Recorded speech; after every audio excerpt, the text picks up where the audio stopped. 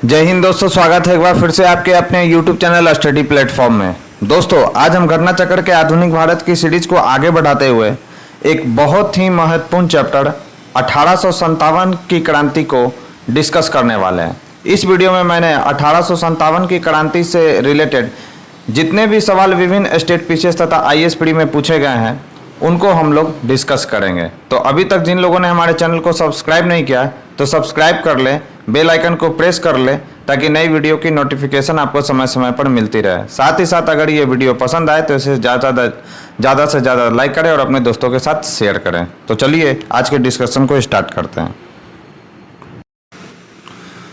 सबसे पहला क्वेश्चन है दोस्तों आज के डिस्कशन का हमारा,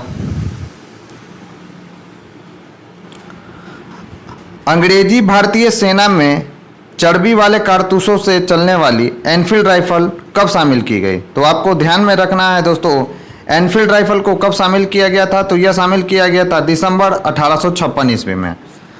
तो दिसंबर 1856 में सरकार ने पुराने लोहे वाली बंदूक ब्राउन ब्रेस, याद रखना है, के स्थान पर नवीन एनफील्ड राइफल प्रयोग का निर्णय लिया।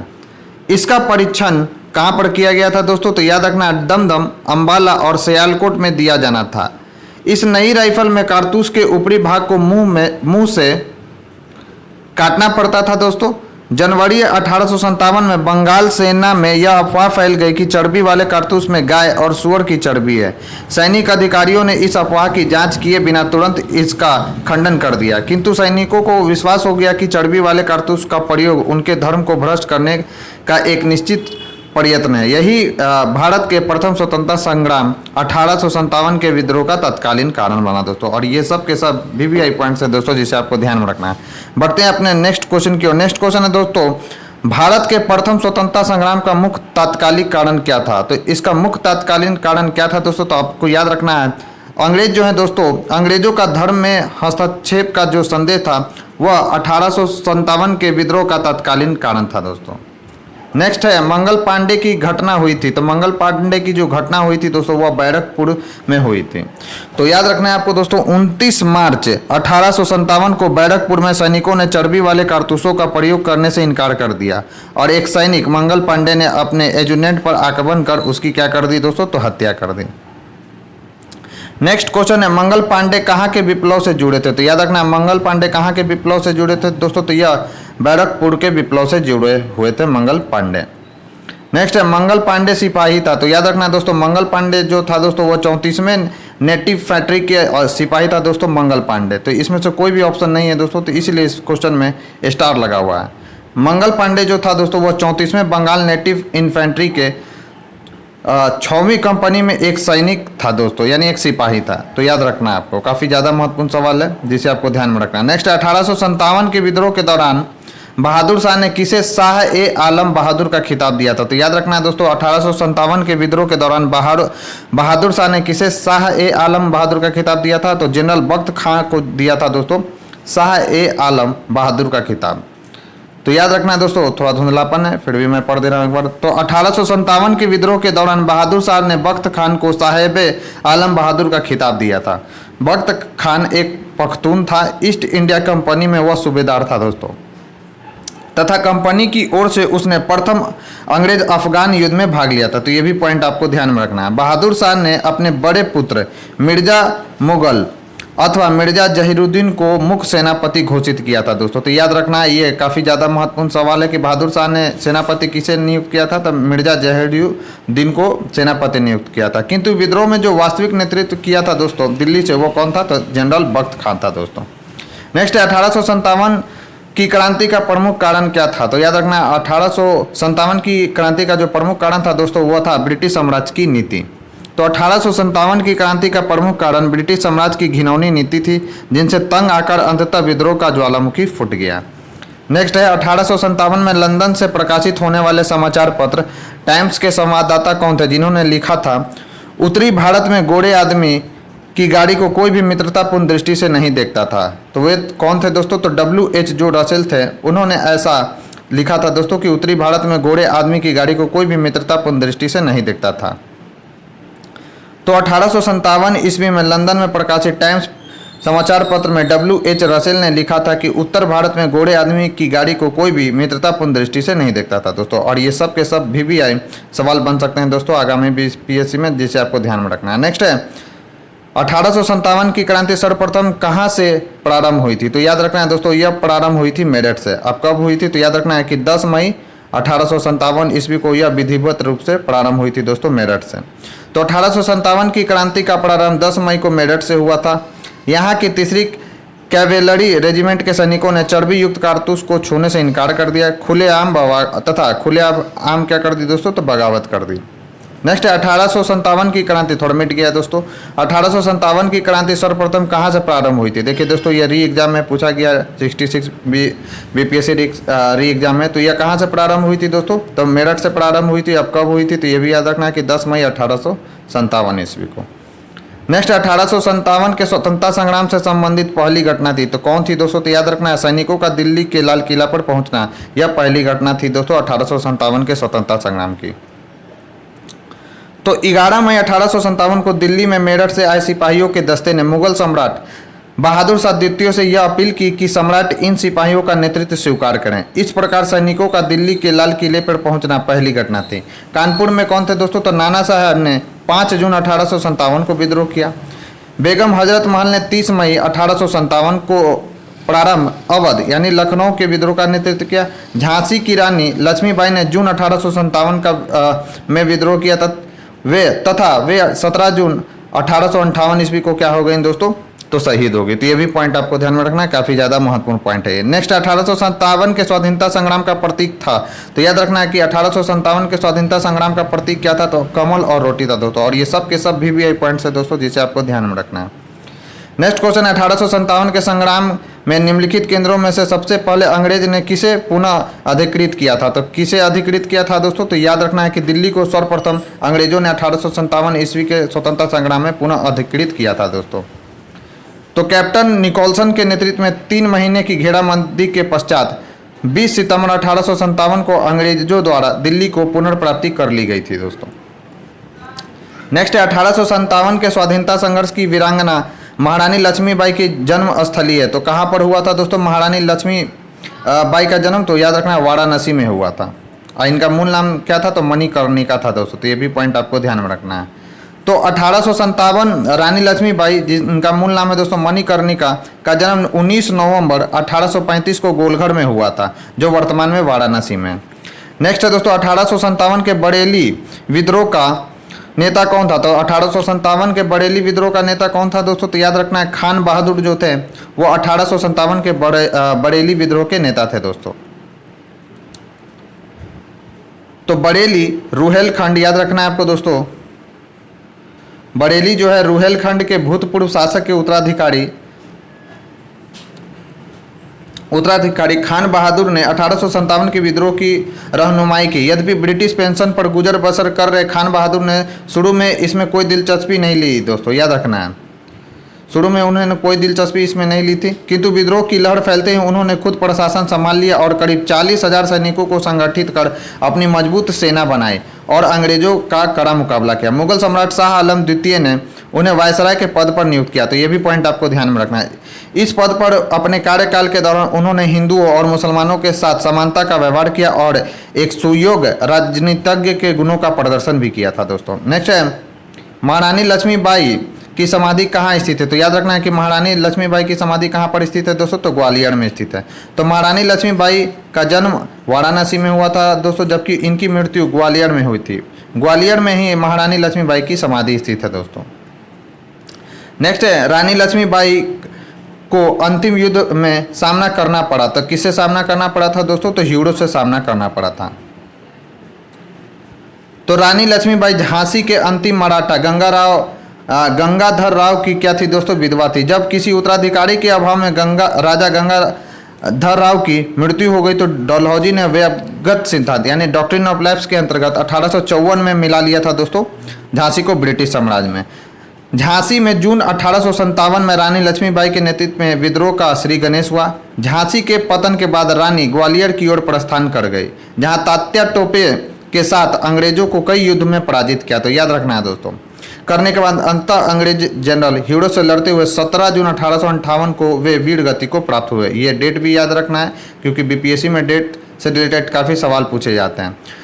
रानी की मृत्यु पर ह्यूडोज ने कहा था, भारतीय विद्रोही में यहाँ सोई हुई औरत अकेली मर्द है दोस्तों। तो ये कथन भी आपको याद रखना है। नेक्स्ट 1857 का विद्रोह लखनऊ में किसके नेतृत्व में आगे बढ़ा? तो किसके नेतृत्व में आगे बढ़ा था दोस्तों? तो बेगम ऑफ अवध के नेतृत्व में दोस्तों 1857 का जो विद्रोह था लखनऊ में आगे बढ़ा।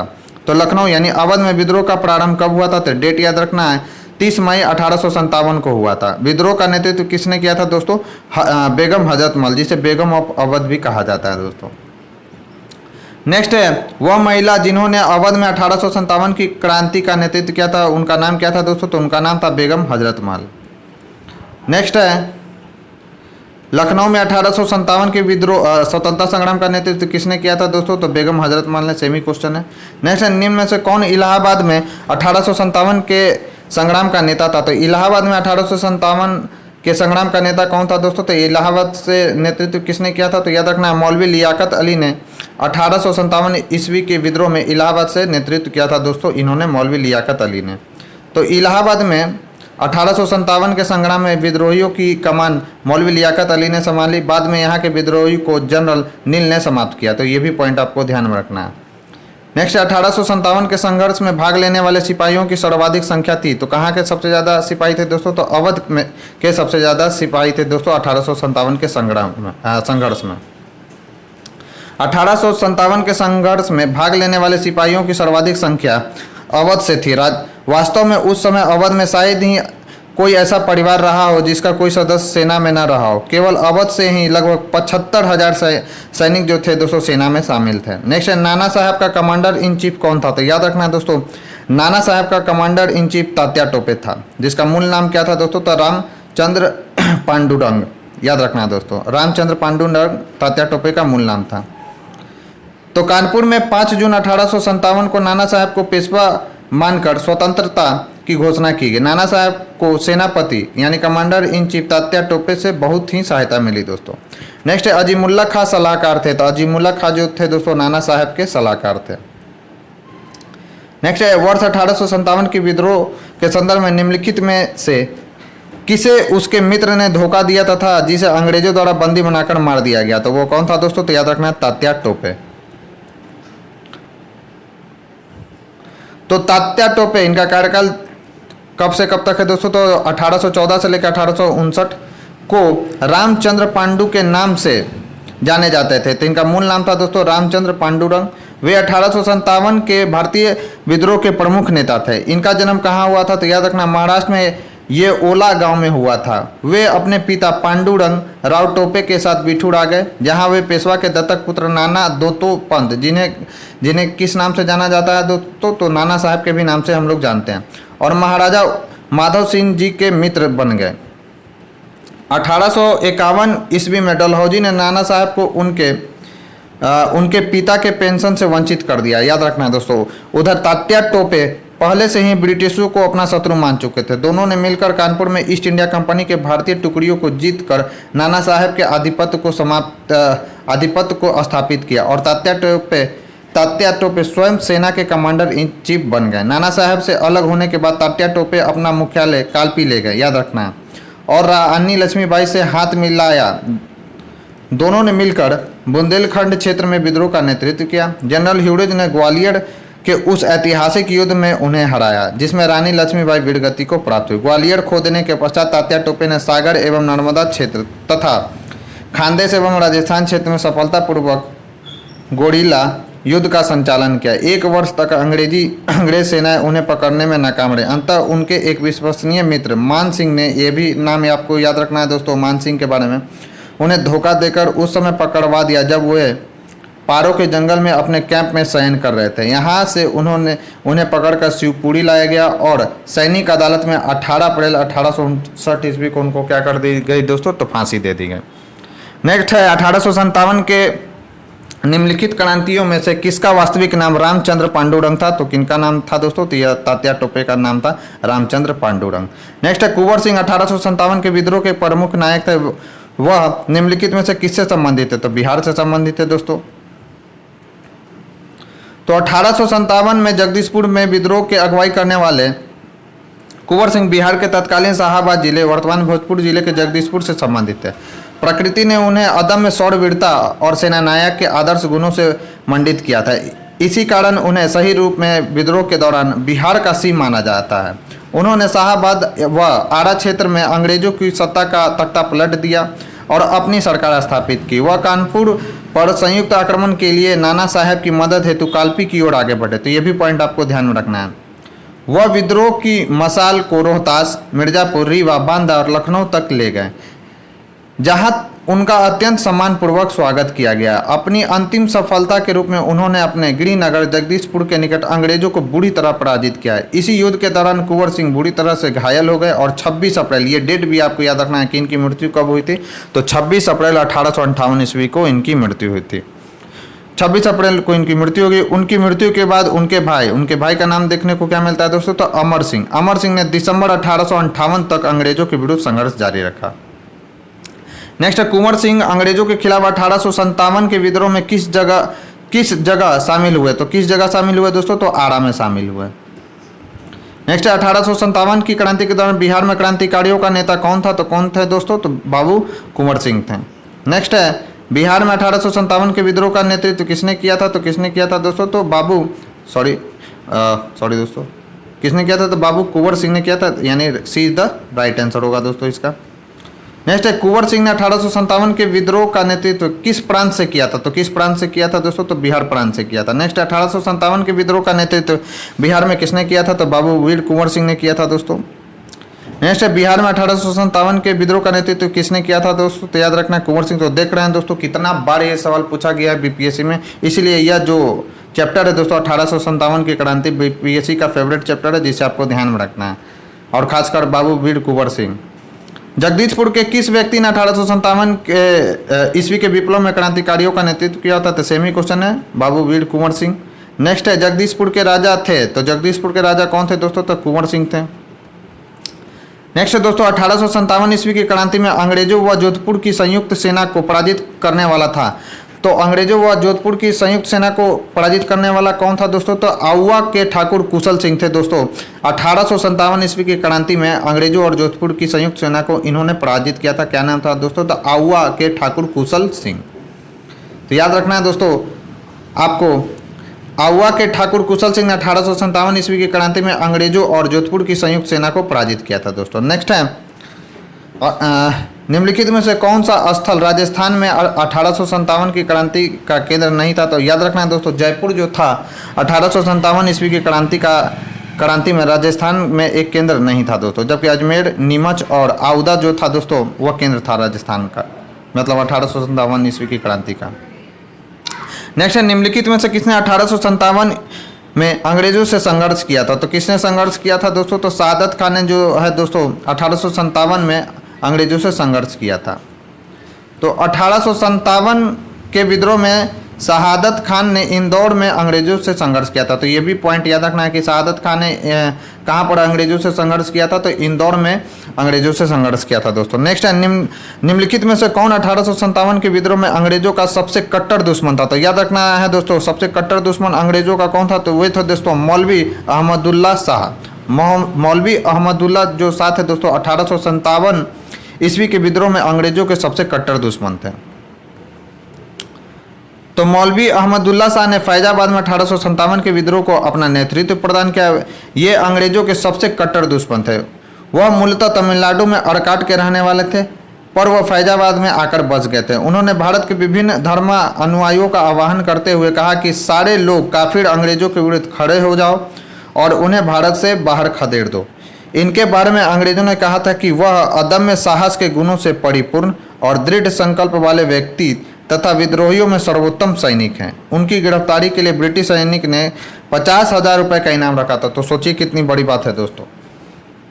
तो ये काफ़ी निडर स्वभाव के व्यक्ति थे, इससे यह मालूम चलता है। 1857 के विद्रोह को किस उर्दू कवि ने देखा था, तो मिर्जा गालिब जो हैं दोस्तों काफ़ी फेमस मिर्जा गालिब उर्दू के कवि माने जाते हैं। उन्होंने 1857 ईस्वी का विद्रोह देखा था दोस्तों। नेक्स्ट है सुप्रसिद्ध उर्दू शायर मिर्जा गालिब का मूल निवास स्थान है, तो मूल निवास स्थान उनका कौन सा है दोस्तों, तो आगरा है। तो उर्दू शायर मिर्ज़ा गालिब का जन्म कब हुआ था? तो याद रखना है 27 दिसंबर 1757 ईस्वी को आगरा में। और मृत्यु कब हुआ था दोस्तों? तो 15 फरवरी 1869 ईस्वी को दिल्ली में हुआ था। तो जन्म हुआ था दोस्तों आगरा में और मृत्यु हुआ था इनका कहाँ पर दोस्तों? तो दिल्ली में। नेक्स्ट है, आज़ादी की पहली लड़ाई 1857 में किसने भाग नहीं लिया? तो किसने भाग नहीं लिया था दोस्तों? तो भगत सिंह ने नहीं भाग लिया था, जबकि तात्या टोपे ने, रानी लक्ष्मीबाई ने और बहादुर शाह जफर ने भाग लिया था दोस्तों। तो भगत सिंह ने 1857 की आज़ादी की पहली लड़ाई में भाग नहीं लिया, जबकि रानी लक्ष्मीबाई, बहादुर शाह तथा तात्या टोपे ने 1857 की लड़ाई में भारतीय जनमानस का नेतृत्व किया। नेक्स्ट है, 1857 के विद्रोह से निम्नांकित में से कौन संबंध नहीं था? तो कौन संबंध नहीं थे दोस्तों? तो उधम सिंह जो थे दोस्तों, जिन्होंने जनरल डायर की हत्या की थी, वे इससे संबंधित नहीं थे दोस्तों। जबकि बेगम हजरत महल जो थे लखनऊ से नेतृत्व कर रहे थे, बाबू कुंवर सिंह बिहार से नेतृत्व कर रहे थे और मौलवी जो अहमदुल्ला हैं दोस्तों वो फैजाबाद से नेतृत्व कर रहे थे। तो ये भी पॉइंट आपको ध्यान में रखना है। तो उधम सिंह 1857 के विद्रोह से संबंध नहीं है, ये पंजाब के क्रांतिकारी थे। जलियांवाला बाग हत्याकांड का बदला लेने के लिए इन्होंने पंजाब के गवर्नर माइकल ओ डायर की लंदन में मार्च 1940 ईस्वी में क्या कर दी दोस्तों? हत्या कर दी, जिसके लिए उन्हें गिरफ्तार करके मृत्यु दंड दे दिया गया। बेगम हजरत महल ने लखनऊ में, कुंवर सिंह ने बिहार में और मौलवी अहमदुल्ला ने फैजाबाद में 1857 का विद्रोह किया था दोस्तों, जिसे आपको ध्यान में रखना है। काफ़ी ज़्यादा महत्वपूर्ण पॉइंट है ये सब। नेक्स्ट 1857 के स्वतंत्रता संग्राम में किस राजवंश ने अंग्रेजों की सर्वाधिक सहायता की थी? तो कौन थे दोस्तों? तो वे थे ग्वालियर के सिंधिया। ग्वालियर के सिंधिया जो थे दोस्तों 1857 के स्वतंत्रता संग्राम में अंग्रेजों की सर्वाधिक इन लोगों ने सहायता की थी। तो 1800 याद रखना है दोस्तों, 1857 के स्वतंत्रता संघर्ष में ग्वालियर के सिंधिया ने अंग्रेजों की सर्वाधिक सहायता की। यूरोपीय इतिहासकारों ने ग्वालियर के मंत्री सर दिनकर राव, याद रखना है ये नाम भी, ग्वालियर के मंत्री सर दिनकर राव और हैदराबाद के मंत्री सालार जंग की राजभक्ति की बहुत सराहना की है। संकट के समय कैनिंग ने कहा था कि यदि सिंधिया भी विद्रोह में सम्मिलित हो जाए तो मुझे कल ही बिस्तर गोल करना होगा दोस्तों। तो समझ लीजिए कि इनकी कितनी महत्वपूर्ण भूमिका थी। नेक्स्ट है, भारत में शिक्षित मध्य वर्ग ने, तो याद रखना है भारत ने शिक्षित मध्य वर्ग में क्या रखा था दोस्तों? तो 1857 के विद्रोह से तटस्थता बनाए रखी थी दोस्तों शिक्षित वर्ग लोगों ने 1857 के विद्रोह में। तो 1857 के विद्रोह में शिक्षित वर्ग में ने कोई रुचि नहीं ली, जो इस महासमर की सफलता के प्रमुख कारणों में से एक है। विद्रोही जिस प्रकार अंधविश्वासों का उपयोग करते या प्रगतिशील सामाजिक उपायों का विरोध करते थे, उससे शिक्षित भारतीय उनसे बिदक कर दूर हो गए। शिक्षित भारतीय देश का पिछड़ापन दूर करना चाहते थे। उनके मन में यह गलत विश्वास भरा था कि अंग्रेज आधुनिकीकरण का यह काम पूरा करने में उनकी सहायता करेंगे, जबकि जमींदारों, पुराने शासकों और सरदारों तथा दूसरे सामंती तत्वों के नेतृत्व में लड़ने वाले विद्रोही देश को पीछे ले जाएंगे। याद रखना है। कुछ समय बाद ही शिक्षित भारतीयों ने अपने अनुभवों से यह जाना कि विदेशी शासन देश का आधुनिकीकरण करने में न सिर्फ असमर्थ साबित हुए, बल्कि उसने उसे गरीब और पिछड़ा बनाए रखा। इस मामले में 1857 के क्रांतिकारी अधिक दूरदर्शी सिद्ध हुई दोस्तों। नेक्स्ट है, निम्नलिखित वर्गों में से किसने 1857 के विद्रोह में भाग नहीं लिया? तो याद रखना है दोस्तों किसने भाग नहीं लिया था? तो याद रखना साहूकार और जो जमींदार थे दोस्तों वो 1857 ईस्वी के विद्रोह में भाग नहीं लिए थे, जबकि खेतिहर, मजदूर और कृषक जो थे दोस्तों इसमें भाग लिए थे। तो इस क्वेश्चन का राइट आंसर क्या हो जाएगा? तो डी होगा दोस्तों। बीपीएससी में पूछ चुका है तो और आगे भी पूछ सकता है दोस्तों। तो याद रखना है दोस्तों 1857 का विद्रोह बहुत बड़े क्षेत्र में फैला हुआ था और इसे जनता का व्यापक समर्थन पड़ा था। फिर भी पूरे देश को या भारतीय समाज के सभी अंगों तथा वर्गों को यह अपनी लपेट में नहीं ले सका। यह दक्षिण भारत और पूर्वी और पश्चिमी भारत के अधिकांश भागों में नहीं फैल सका। भारतीय राजवाड़ों के अधिकांश शासक तथा बड़े जमींदार पक्के स्वार्थी तथा अंग्रेजों की भक्ति से भयभीत थे। शक्ति से भयभीत थे। वे विद्रोह में शामिल नहीं हुए। ग्वालियर के सिंधिया, इंदौर के होलकर, याद रखना है दोस्तों ये सब सारा नाम इंपॉर्टेंट है। हैदराबाद के निजाम, जोधपुर के राजा, भोपाल के नवाब, पटियाला, नाभा और जिद के सिख शासक एवं पंजाब के दूसरे सिख सरदार, कश्मीर के महाराजा, दूसरे अनेक सरदारों और बड़े जमींदारों ने विद्रोह को कुचलने में अंग्रेजों की सक्रिय सहायता की। गवर्नर जनरल कैनिंग ने बाद में टिप्पणी की कि इन शासकों एवं सरदारों ने तूफान के आगे बांध यानी तरंग रोधक की तरह काम किया। ये स्टेटमेंट भी आपको याद रखना है, वरना यह तूफान एक ही लहर में हमें बहा ले जाता। नेक्स्ट फिर दोस्तों इसमें और भी पॉइंट कि उच्च तथा मध्य वर्गों के अधिकांश लोग विद्रोहियों के आलोचक थे। विद्रोह में शामिल अवध के बहुत से तालुकदारों यानी बड़े जमींदारों दोस्तों ने अंग्रेजों से यह आश्वासन पाकर कि उनकी जागीर वापस दे दी जाएगी, विद्रोह से किनारा बनाए रखा दोस्तों। ग्रामीण जनता के हमलों का निशाना सूदखोर साहूकार थे, इसलिए वे स्वाभाविक तौर पर विद्रोह के शत्रु हो गए थे दोस्तों। आधुनिक शिक्षा प्राप्त भारतीयों ने भी विद्रोह का साथ नहीं दिया। शिक्षित भारतीय देश का पिछड़ापन समाप्त करना चाहते थे। उनके मन में यह गलत विश्वास भरा था कि अंग्रेज आधुनिकीकरण के ये काम पूरा करने में उनकी सहायता करेंगे दोस्तों। तो ये रीजन बताया गया है। नेक्स्ट, निम्न में से कौन सा एक क्षेत्र 1857 के विद्रोह से प्रभावित नहीं रहा था? कौन सा नहीं प्रभावित रहा था दोस्तों? तो याद रखना है चित्तौड़ जो है दोस्तों 1857 ईस्वी के विद्रोह से प्रभावित नहीं रहा था दोस्तों। जबकि झांसी से नेतृत्व किसने किया था दोस्तों? तो रानी लक्ष्मीबाई ने। जगदीशपुर से किसने किया था दोस्तों? तो बाबू वीर कुंवर सिंह ने। और लखनऊ से नेतृत्व किनके द्वारा किया गया था दोस्तों? तो बेगम हजरत महल के द्वारा। तो 1857 के विद्रोह में चित्तौड़ प्रभावित नहीं था, जबकि झांसी, जगदीशपुर और लखनऊ इस विद्रोह के केंद्र। इस केंद्र की अगुवाई किसने की थी? तो रानी लक्ष्मीबाई, कुंवर सिंह और बेगम हजरत महल ने की थी दोस्तों। नेक्स्ट है 1857 के विद्रोह से बिहार का कौन सा भाग अप्रभावित रहा? तो कौन सा भाग अप्रभावित रहा है दोस्तों? तो आपको याद रखना है मुंगेर जो है वह बिहार का अप्रभावित क्षेत्र रहा है दोस्तों 1857 ईस्वी के विद्रोह में। जबकि दानापुर, आरा, पटना और मुजफ्फरपुर ये सब के सब प्रभावित क्षेत्र हैं दोस्तों 1857 ईस्वी के विद्रोह में। तो 1857 ईस्वी के विद्रोह के दौरान बिहार में आरा, दानापुर, गया, पटना, मुजफ्फरपुर, शाहाबाद विद्रोह के प्रमुख केंद्र हैं। जबकि मुंगेर का जो क्षेत्र है दोस्तों इस विद्रोह से अप्रभावित रहा था। नेक्स्ट है जनरल बख्त खां। तो जनरल बख्त खां कहाँ से नेतृत्व कर रहे थे दोस्तों? तो यह दिल्ली से नेतृत्व कर रहे थे। बाबू वीर कुंवर सिंह तो ये आरा से नेतृत्व कर रहे थे। नाना साहब कहाँ से नेतृत्व कर रहे थे दोस्तों? तो ये कानपुर से नेतृत्व कर रहे थे। और मौलवी अहमदुल्ला कहाँ से नेतृत्व कर रहे थे दोस्तों? तो अवध से नेतृत्व कर रहे थे। इस क्वेश्चन का राइट आंसर क्या हो जाएगा दोस्तों? तो 4132 हो जाएगा दोस्तों। तो 4132 किस में देख लिया जाए? तो 4132 एक ही ऑप्शन में है दोस्तों और वो ऑप्शन है ऑप्शन सी। तो इस क्वेश्चन का राइट आंसर हो जाएगा दोस्तों सी। तो जनरल बख्त खां दिल्ली से, मौलवी अहमदुल्ला अवध से, याद रखना है, कुंवर सिंह आरा से और नाना साहब कहाँ से दोस्तों? तो कानपुर से। नेक्स्ट है झांसी। तो झांसी से किसने किया था दोस्तों नेतृत्व? तो रानी लक्ष्मीबाई ने। लखनऊ से तो बेगम हजरत महल ने। कानपुर से किसने किया था दोस्तों? फैजाबाद से तो किया था दोस्तों मौलवी अहमद शाह ने। और कानपुर से किया था अजमुल्ला खान ने। तो इस क्वेश्चन का राइट आंसर क्या हो जाएगा दोस्तों? तो याद रखना है 4321। तो 4321 किस में है दोस्तों? तो एक ही ऑप्शन में है, ऑप्शन ए में। तो 1857 की विद्रोह में झांसी में रानी लक्ष्मी, लखनऊ से बेगम हजरत महल, कानपुर एवं फतेहपुर में अजीमुल्ला खां तथा फैजाबाद में किसने किया था दोस्तों? मौलवी अहमद शाह, जिन्हें हम लोग मौलवी अहमदुल्ला शाह के नाम से भी जानते हैं दोस्तों, ने नेतृत्व किया था दोस्तों। नेक्स्ट है इनमें से किसने 1857 के विद्रोह में सक्रिय भाग लिया था? तो किसने सक्रिय भाग लिया था दोस्तों? तो कानपुर से नाना साहब ने, लखनऊ से बेगम हजरत महल ने भाग लिया था, मौलवी अहमदुल्ला ने फैजाबाद से, बेगम जीनत महल ने दिल्ली से साथ दिया था। जीनत महल जो थी दोस्तों बहादुर शाह जफर की पत्नी थी, तो इन्होंने भी भाग लिया था। तो इस क्वेश्चन का राइट आंसर क्या हो जाएगा दोस्तों? ई। तो ईस्ट इंडिया कंपनी के राजनीतिक, आर्थिक, सामाजिक तथा धार्मिक कारणों के फलस्वरूप 1857 ईस्वी का विद्रोह हुआ था। लखनऊ में इस विद्रोह का प्रारंभ जून 1857 में हुआ। यहाँ पर इस विद्रोह का नेतृत्व बेगम हजरत महल ने किया था। कानपुर में इस विद्रोह का नेतृत्व नाना साहब ने किया था, जिन्हें हम लोग इतिहास में दूदू पंथ के भी नाम से जानते हैं। फैजाबाद में इस विद्रोह का नेतृत्व किसने किया था दोस्तों? तो मौलवी अहमदुल्ला ने किया था। जबकि बहादुर शाह जफर, अंतिम मुगल बादशाह की पत्नी बेगम जीनत महल ने अप्रत्यक्ष रूप से इस विद्रोह में भाग लिया था। इस प्रश्न का राइट आंसर क्या हो जाएगा? ई हो जाएगा। नेक्स्ट है दोस्तों असम, नाना साहब। नाना साहब ने कहाँ से नेतृत्व किया था दोस्तों? तो ये उन्होंने किया था कानपुर से। फिर नवाब हामिद अली खां, फिर मौलवी अहमद उल्ला खां और मनी राम दीवान। तो मनी राम दीवान ने कहाँ से किया था?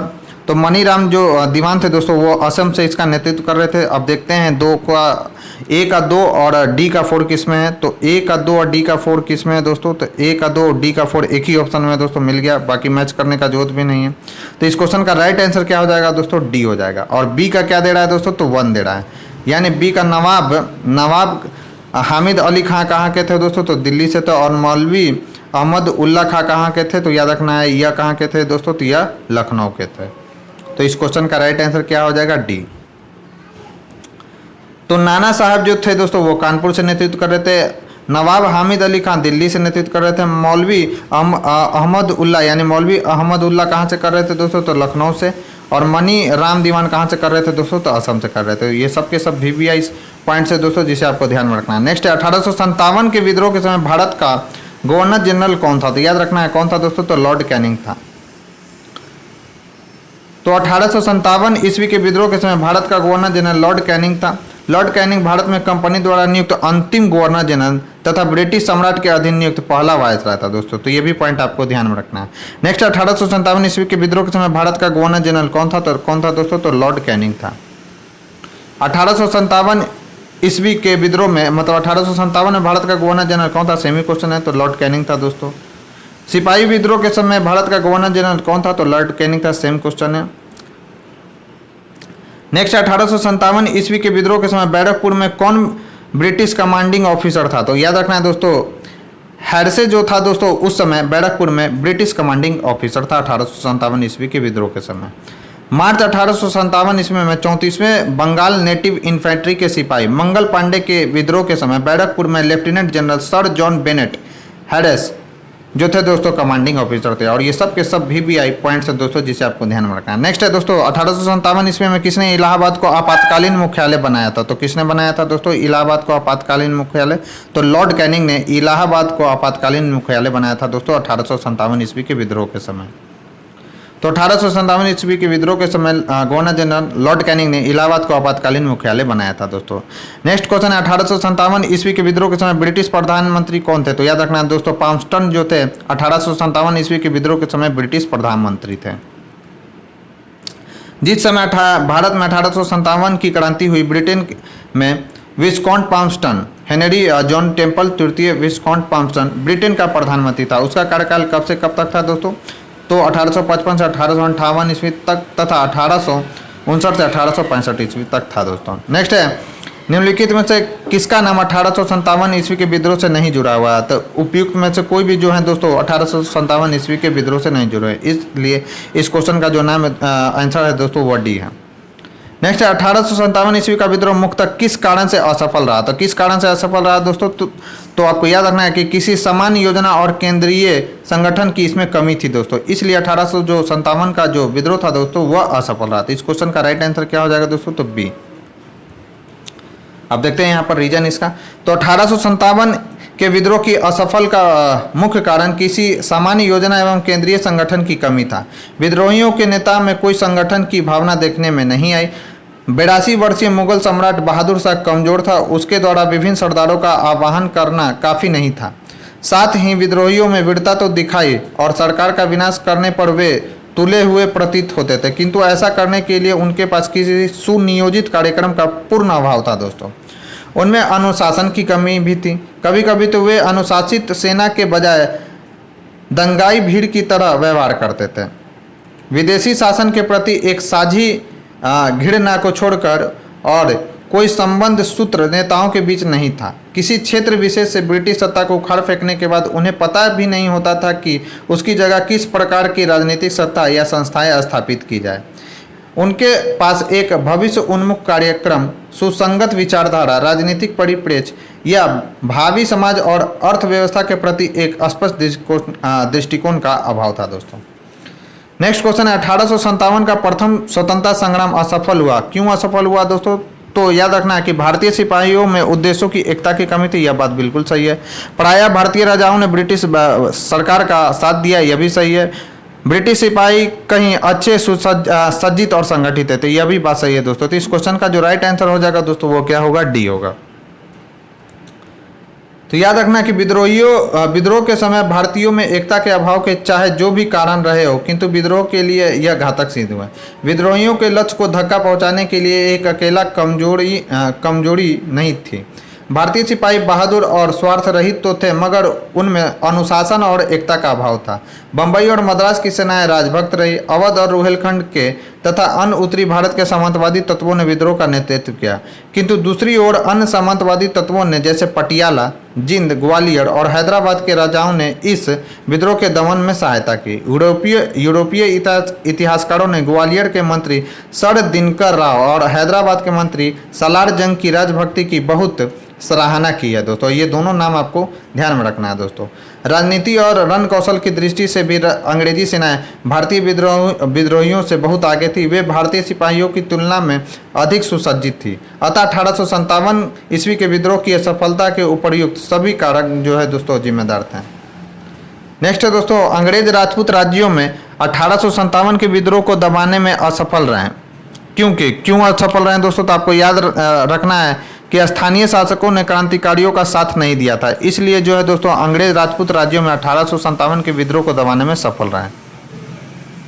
नेक्स्ट, निम्नलिखित में से किन ब्रिटिश अधिकारियों ने लखनऊ में अपना जीवन खोया? तो किन अधिकारियों ने लखनऊ में अपना जीवन खोया था दोस्तों? तो याद रखना, जनरल नील ने अपना जीवन खोया, मेजर जनरल हैवलॉक ने अपना जीवन खोया और सर हेनरी लॉरेंस ने भी अपना जीवन जो है दोस्तों लखनऊ में खोया था। तो 14 सितंबर 1857 को अंग्रेजों द्वारा दिल्ली पर अधिकार करने के क्रम में जनरल जॉन निकलसन घायल हुए थे और 23 सितंबर 1857 को उनकी मृत्यु हो गई। लखनऊ में 1857 के विद्रोह के दौरान जनरल अंग्रेज रेजिडेंट की रक्षा करते हुए sir Henry Lawrence, major general Havelock और जनरल नील की मृत्यु हो गई थी दोस्तों। नेक्स्ट है कथन और कारण से रिलेटेड। 1857 में प्रथम स्वतंत्रता संग्राम ब्रिटिश सरकार से स्वतंत्रता प्राप्त करने में असफल रहा। यह बात बिल्कुल सही है। बहादुर शाह जफर के नेतृत्व को जन सहयोग नहीं मिला था और अधिकांश महत्वपूर्ण रियासतों के शासक उनका साथ देने में कतरा रहे थे। तो यह भी बात बिल्कुल सही है दोस्तों। तो इसका राइट आंसर क्या है? ए है। और कारण जो है इसका दोस्तों सही व्याख्या कर रहा है। प्रश्नगत कथन और कारण दोनों सत्य तथा कारण कथन की सही स्पष्टीकरण करा। यद्यपि 1857 के प्रथम स्वतंत्रता संग्राम के असफल होने के कई कारण थे, परंतु उनमें सर्वाधिक महत्वपूर्ण कारण था अधिकांश जो प्रमुख रियासत के शासक थे दोस्तों द्वारा अंग्रेजों का समर्थन करना था दोस्तों। तो ये पॉइंट आपको ध्यान में रखना है, काफ़ी ज़्यादा महत्वपूर्ण पॉइंट है। नेक्स्ट है, निम्नलिखित में से किसने 1857 के विद्रोह को एक षड्यंत्र की संज्ञा दी है? तो किसने षड्यंत्र कहा था दोस्तों? तो आपको याद रखना है कि जेम्स आउटरम एवं डब्ल्यू टेलर ने 1857 के विद्रोह को हिंदू मुस्लिम के द्वारा रचा गया एक षड्यंत्र कहा था दोस्तों। किसने? जेम्स आउटरम और डब्ल्यू टेलर ने। तो सर जेम्स आउटरम एवं डब्ल्यू टेलर ने 1857 के विद्रोह को हिंदू मुस्लिम षड्यंत्र का परिणाम बताया। आउटरम का विचार था कि यह मुस्लिम षड्यंत्र था जिसमें हिंदू शिकायतों का लाभ उठाया। जॉन लॉरेंस और सीले के अनुसार यह केवल सैनिक विद्रोह था। तो यह भी पॉइंट आपको ध्यान में रखना है। जॉन सीले के अनुसार 1857 का विद्रोह एक पूर्णतया देशभक्ति रहित और स्वार्थी सैनिक विद्रोह था दोस्तों, जिसमें न कोई स्थानीय नेतृत्व ही था और न ही इसे सर्वसाधारण का समर्थन प्राप्त था। उसके अनुसार यह एक संस्थापित सरकार के विरुद्ध भारतीय सेना का विद्रोह था। टी.आर. होम्स के अनुसार यह बर्बरता और सभ्यता के बीच युद्ध था दोस्तों। तो ये सारे के सारे सवाल जो हैं दोस्तों VBI है, जिसको आपको ध्यान में रखना है। नेक्स्ट है दोस्तों, आधुनिक इतिहासकार जिसने 1857 के विद्रोह को स्वतंत्रता की पहली लड़ाई कहा था, कौन थे दोस्तों? तो याद रखना है विनायक दामोदर सावरकर जो थे दोस्तों, जिन्हें शॉर्ट फॉर्म में हम लोग BD सावरकर भी कहते हैं। उन्होंने 1857 के विद्रोह को स्वतंत्रता की पहली लड़ाई कहा था दोस्तों। तो BD सावरकर थोड़ा धुंधला हो गया दोस्तों। तो BD सावरकर ने अपनी पुस्तक, याद रखना, the Indian war of independence, तो ये पुस्तक भी आपको ध्यान में रखना है, में 1857 के विद्रोह को सुनियोजित स्वतंत्रता संग्राम की संज्ञा दी। उन्होंने इस स्वतंत्रता की पहली लड़ाई कहा था दोस्तों। याद रखना 1857 के संग्राम को प्रथम स्वतंत्रता संग्राम का नाम किसने दिया था? तो BD सावरकर ने दिया था दोस्तों। तो इस क्वेश्चन का राइट आंसर क्या हो जाएगा? सी। नेक्स्ट है, भारतीय स्वाधीनता आंदोलन का सरकारी इतिहासकार था। याद रखना है कौन था दोस्तों? तो SN जो सेन तो दोस्तों, यानी सुरेंद्र नाथ जो सेन थे दोस्तों, वह भारतीय स्वतंत्रता आंदोलन का सरकारी इतिहासकार थे दोस्तों, SN सेन। तो इस क्वेश्चन का राइट आंसर क्या हो जाएगा दोस्तों? तो डी। तो 1857 के भारतीय स्वाधीनता आंदोलन के सरकारी इतिहासकार सुरेंद्र नाथ सेन, जिन्हें SN सेन भी कहा जाता है दोस्तों, जिनकी पुस्तक है 1857 1957 में प्रकाशित हुई थी। तो याद रखना है कि इनकी पुस्तक का नाम भी पूछ सकता है आपसे दोस्तों कि 1857 किन की पुस्तक है, तो एसएन चंद सेन की पुस्तक है। एसएन सुरेंद्र नाथ चंद की पुस्तक है दोस्तों, इनका पूरा नाम है। नेक्स्ट है, भारतीय भाषा में 1857 के विप्लव के कारणों पर निम्न लिखने वाले प्रथम भारतीय थे, तो कौन थे दोस्तों, तो सैयद अहमद जो खां थे, याद रखना है, जिन्होंने 1875 ईस्वी में मोहम्मद एंग्लो कॉलेज की स्थापना की थी दोस्तों अलीगढ़ में। तो उन्हीं के द्वारा यह लिखा गया था। 1857 के विप्लव के कारणों पर लिखने वाले प्रथम जो भारतीय थे दोस्तों वो कौन थे, सर सैयद अहमद खां। तो विप्लव के जो कारण थे दोस्तों वो पहली बार लिखा गया था किसी भारतीय के द्वारा, उनका नाम था सर सैयद अहमद खां। और मैंने एक और पॉइंट बताया दोस्तों कि 1875 ईस्वी में इन्होंने क्या किया था, अलीगढ़ में मोहम्मदन एंग्लो ओरिएंटल कॉलेज की स्थापना किया गया था दोस्तों इनके द्वारा। तो ये भी पॉइंट आपको ध्यान में रखना है। तो सर सैयद अहमद खां द्वारा लिखित पुस्तक असबाबे बगावत हिंद, थोड़ा मिट गया दोस्तों तो याद रखना है, लिखा हुआ है असबाब ए बगावत, असबाबे बगावत हिंद दोस्तों, ये लिखा हुआ है यहाँ पे। असबाब ए बगावत हिंद में 1859 ईस्वी में प्रकाशित हुई थी, जिसमें 1857 ईस्वी के विद्रोह के कारण की चर्चा हुई थी दोस्तों। नेक्स्ट है, तथाकथित प्रथम राष्ट्रीय स्वतंत्रता संग्राम न तो प्रथम न राष्ट्रीय और न ही स्वतंत्रता संग्राम था, यह कथन किसका है, तो यह कथन किसका है दोस्तों, तो आरसी मजूमदार का है। लिख देता हूँ मैं, यह किसका कथन है, तो आरसी मजूमदार का यह कथन है दोस्तों कि यह न तो प्रथम था, न राष्ट्रीय था और न ही स्वतंत्रता संग्राम था दोस्तों। तो यह किसका कथन है, तो आरसी मजूमदार। तो आरसी मजूमदार ने, थोड़ा मिट गया दोस्तों, आरसी मजूमदार ने अपनी पुस्तक लिखा हुआ है दोस्तों, पुस्तक का नाम the sepoy mutiny and the rebellion of 1857 को स्वतंत्रता रूप से वर्ष कब से प्रकाशित किया गया था दोस्तों, तो 1957 ईस्वी में इसे प्रकाशित किया गया था। मजूमदार ने ही 1857 ईस्वी के विद्रोह को तथाकथित प्रथम स्वतंत्रता संग्राम न राष्ट्रीय और न ही स्वतंत्रता संग्राम था कहा था दोस्तों। तो याद रखना है, काफ़ी ज़्यादा महत्वपूर्ण सवाल है ये। नेक्स्ट है, किसने लिखा था कि इस निर्णय से इनकार करना कठिन है कि तथाकथित 1857 का प्रथम स्वतंत्रता राष्ट्रीय स्वतंत्रता संग्राम न तो प्रथम न तो राष्ट्रीय और न ही स्वतंत्रता संग्राम है, तो यह किसने कहा था दोस्तों, तो आरसी मजूमदार ने कहा था। नेक्स्ट है, 19वीं शताब्दी के मध्य में भारतीय राष्ट्रवाद भ्रूणावस्था में थी, इस तत्व को मानने वाले इतिहासकार कौन थे, तो याद रखना है कि डॉक्टर आरसी मजूमदार और डॉक्टर एस नाथ सेन यानी सुरेंद्र नाथ सेन थे दोस्तों इस तथ्य को मानने वाले। तो इस क्वेश्चन का राइट आंसर क्या हो जाएगा, तो ए होगा दोस्तों। तो 1857 ईस्वी डॉक्टर आरसी मजूमदार और डॉक्टर एस एन सेन जैसे इतिहासकार 19वीं शताब्दी के मध्य में भारतीय राष्ट्रवाद को भ्रूणावस्था में मानते थे दोस्तों। और ये बीपीआई सवाल है दोस्तों, बीपीएससी में आपसे सवाल पूछ सकता है ये। नेक्स्ट है, 1857 की क्रांति के बारे में निम्नलिखित में से कौन सी अवधारणा सही है, तो याद रखना है दोस्तों, इसने भारत में ईस्ट इंडिया कंपनी की शासन प्रणाली को मृत प्राय बना दिया। यह बात बिल्कुल सही है दोस्तों, क्योंकि उसके बाद 1858 ईस्वी का नियम शासन अधिनियम आया था, जिसके तहत क्या किया गया था दोस्तों कि ईस्ट इंडिया के व्यापार को पूर्ण रूप से समाप्त कर दिया गया था। यानी ईस्ट इंडिया जो कंपनी है दोस्तों कैसी बनकर रह गई थी, तो वो मृत प्राय बनकर रह गई थी दोस्तों। हालांकि ईस्ट इंडिया कंपनी को समाप्त करने के लिए, व्यापारिक अधिकार को समाप्त करने के लिए बहुत पहले अधिनियम आया था। 1813 ईस्वी में क्या किया गया था दोस्तों कि ईस्ट इंडिया कंपनी के व्यापारिक अधिकार को समाप्त किया गया था, लेकिन चाय और चीन के साथ व्यापार करने की इसे छूट दी गई थी। और 1833 ईस्वी में यह भी छूट इसे छीन लिया गया था दोस्तों। तो ये भी पॉइंट आपको ध्यान में रखना है। 1857 की क्रांति के परिणाम स्वरूप भारतीय स्वशासन की बागडोर कंपनी के हाथों से निकलकर ब्रिटिश क्राउन के हाथों में चली गई तथा इसकी शासन प्रणाली में भी आमूलचूल परिवर्तन किया गया। अतः 1857 की क्रांति के संदर्भ में प्रसंगत विकल्प सी की अवधारणा ही सही है, जबकि अन्य कथन सही नहीं है। नेक्स्ट है, महारानी विक्टोरिया ने भारतीय प्रशासन को ब्रिटिश ताज के नियंत्रण में लेने की घोषणा कब की, तो कब की थी दोस्तों, तो याद रखना है 1 नवंबर 1858। और ये डेट काफ़ी ज़्यादा महत्वपूर्ण है दोस्तों कि महारानी विक्टोरिया ने भारतीय प्रशासन को ब्रिटिश ताज के नियंत्रण में लेने की घोषणा कब की थी, तो 1 नवंबर 1858 ईस्वी को। देखिए दोस्तों, ये बीपीएससी में पूछा गया, क्योंकि बीपीएससी में डेट से रिलेटेड काफ़ी सवाल पूछे जाते हैं।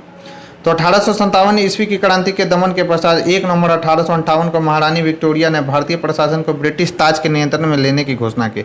इस घोषणा के बाद भारत में कंपनी के शासन को समाप्त कर भारत को सीधे ब्रिटिश क्राउन के अधीन कर दिया गया।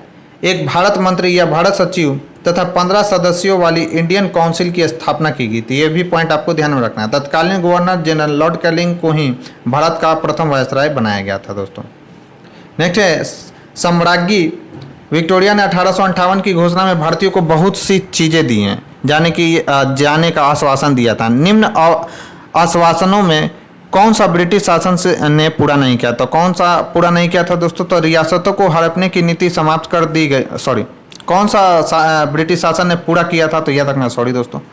तो कौन सा पूरा किया गया था दोस्तों आश्वासन? तो वो था रियासतों को हड़पने की नीति, यानी जो लॉर्ड डलहौजी ने नीति लाया, लॉर्ड डलहौजी के द्वारा जो नीति लाया गया था दोस्तों, व्यक्तिगत सिद्धांत, जिसे हम लोग डॉक्ट्रिन ऑफ लैप्स भी कहते हैं, उसको समाप्त कर दिया गया 1858 ईस्वी में।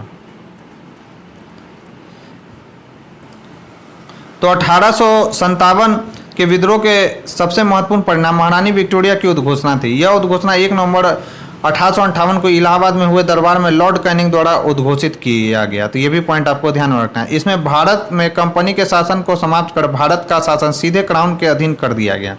इस उद्घोषणा में भारत में ब्रिटिश साम्राज्य के विस्तार पर रोक, लोगों के धार्मिक मामलों में हस्तक्षेप नहीं करना, एक समान कानूनी सुरक्षा, सबको उपलब्ध कराना शामिल थे दोस्तों। भारतीय रजवाड़ों के प्रति विजय और विलय की नीति का परित्याग कर दिया गया दोस्तों, और सरकार ने राजाओं को गोद लेने की अनुमति फिर से प्रदान कर दी। अन्य आश्वासन ब्रिटिश शासन द्वारा पूरे नहीं किए गए थे दोस्तों। तो ये कुछ महत्वपूर्ण फैक्ट्स हैं दोस्तों, जिसे आपको ध्यान में रखना है। नेक्स्ट है महारानी विक्टोरिया की उद्घोषणा, जो कि कब की गई थी दोस्तों? तो 1 नवंबर 1858 ईस्वी को की गई थी। का उद्देश्य क्या था? भारतीय राज्यों को ब्रिटिश साम्राज्य में मिलाने के किसी भी विचार का परित्याग करना। तो यह बात बिल्कुल सही है दोस्तों। भारतीय प्रशासन को ब्रिटिश क्राउन के अंतर्गत रखना। तो यह भी सही है। नेक्स्ट है, भारत के साथ ईस्ट इंडिया कंपनी के व्यापार का नियमन करना। ये नहीं था दोस्तों, क्योंकि ईस्ट इंडिया कंपनी को समाप्त कर दिया गया था। तो ब्रिटिश सरकार ने 1858 ईस्वी में एक अधिनियम लागू किया, जिसे भारतीय प्रशासन सुधार संबंधी अधिनियम कहते हैं। इस अधिनियम के द्वारा भारत में ईस्ट इंडिया कंपनी के शासन का अंत कर दिया गया और ब्रिटिश सरकार ने भारतीय प्रदेशों का प्रबंध सीधे अपने हाथों में ले लिया। इस अधिनियम के तहत 1858 ईस्वी में महारानी विक्टोरिया ने एक घोषणा की, जिसमें यह उद्घोषित किया गया कि अब से भारत का शासन ब्रिटिश शासक के द्वारा व उनके लिए सेक्रेटरी ऑफ स्टेट द्वारा चलाया जाएगा, यानी भारत सचिव द्वारा चलाया जाएगा। गवर्नर जनरल को वायसराय की पदवी दी गई, जिसका अर्थ है कि राजा का प्रतिनिधि था। संक्षेप में भारत पर ब्रिटिश सर्वोच्चता सुदृढ़ रूप से स्थापित कर दी गई। साथ ही रानी विक्टोरिया द्वारा की गई घोषणा द्वारा देशी राजाओं को यह आश्वासन दिया है कि उनका अस्तित्व बना रहेगा। स्पष्ट है कि भारतीय राजाओं को ब्रिटिश साम्राज्य में मिलाने के किसी भी विचार का परित्याग करने की घोषणा की। ब्रिटानिका द्वारा प्रकाशित द हिस्टोरी ऑफ इंडिया नामक पुस्तक के पृष्ठ 261 पर उल्लेखित है कि the announcement reversed Lord Dalhousie pre-war policy of political unification through princely state annexation दोस्तों। नेक्स्ट है, निम्नलिखित में से कौन सा आयोग 1857 के विद्रोह के दमन के बाद भारतीय फौज के नौ संगठन से संबंधित है? तो कौन सा आयोग है दोस्तों? तो यह है पीला आयोग, और यह VVI सवाल है दोस्तों, जिसे आपको ध्यान में रखना है। BPSC में पूछा गया सवाल है, तो आगे भी पूछ सकता है। तो 1857 के विद्रोह के दमन के बाद ब्रिटिश सरकार ने भारतीय फौज के 9 संगठन के लिए जुलाई 1858 में मेजर जनरल जोनाथन पील की अध्यक्षता में एक रॉयल कमीशन, जिसे पील आयोग का गठन किया दोस्तों, जिसके द्वारा सेना के रेजिमेंटों को जाति, समुदाय और धर्म के आधार पर विभाजित किया गया। यूरोपीय सैनिकों की संख्या जो 1857 ईस्वी में से पूर्व कितना थी दोस्तों? तो 45,000 थी, अब 65,000 कर दी गई, तथा भारतीय सैनिकों की संख्या 2,38,000 से घटाकर कितना कर दिया गया है दोस्तों? तो 1,40,000 कर दिया गया। बंगाल में यूरोपीय सैनिकों का भारतीय सैनिकों में से 1:2 का अनुपात रखा गया, जबकि मद्रास तथा बंबई में यह अनुपात कितना था दोस्तों? तो 1:3 था। नेक्स्ट है दोस्तों, 1857 के विद्रोह के बाद ब्रिटिश सरकार ने सिपाहियों का इन प्रांतों से चयन किया। तो किन प्रांतों से चयन किया दोस्तों? तो याद रखना है कि गोरखा, सिख और पंजाबी उत्तर प्रांत से इनका चयन किया दोस्तों, और ये VVI सवाल है दोस्तों, जिसे आपको ध्यान में रखना है। तो 1857 के विद्रोह के बाद याद रखना है दोस्तों, ब्रिटिश सरकार ने सिपाहियों का चयन गोरखा, सिख और पंजाब के उत्तर प्रांत से किया। 1857 के विद्रोह को भड़काने में उत्तर प्रदेश, बिहार के सैनिकों ने महत्वपूर्ण भूमिका निभाई थी, इसलिए ब्रिटिश सरकार इन्हें संदेश की दृष्टि से देखती थी। विद्रोह के समय बंगाल सेना के 60% सैनिक अवध तथा उत्तरी पश्चिमी यानी यूपी प्रांत के थे। विद्रोह के लिए भारतीय सेना उत्तरदायी थी। इसी कारण 1 नवंबर 1858 को महारानी विक्टोरिया के घोषणा पत्र के अंतर्गत सेना का पुनर्गठन किया गया, जो विभाजन और प्रतिलोभन की नीति पर आधारित था दोस्तों। तो दोस्तों ये थी हमारी आज की डिस्कशन। इस डिस्कशन में बस आज इतना ही। यह डिस्कशन मुझे कैसा लगा मुझे कमेंट बॉक्स में लिखकर जरूर बताएं। साथ ही साथ अगर ये वीडियो आपको पसंद आए तो इसे ज़्यादा से ज़्यादा लाइक करें और अपने दोस्तों के साथ शेयर करें। अगर कोई स्टूडेंट हमारे चैनल पर पहली बार आए तो चैनल को सब्सक्राइब कर लें, बेल आइकन को प्रेस कर लें, ताकि नई वीडियो की नोटिफिकेशन आपको समय समय पर मिलती रहे। तो आज के लिए बस इतना ही। बने रहें हमारे यूट्यूब चैनल के साथ। तब तक के लिए थैंक यू।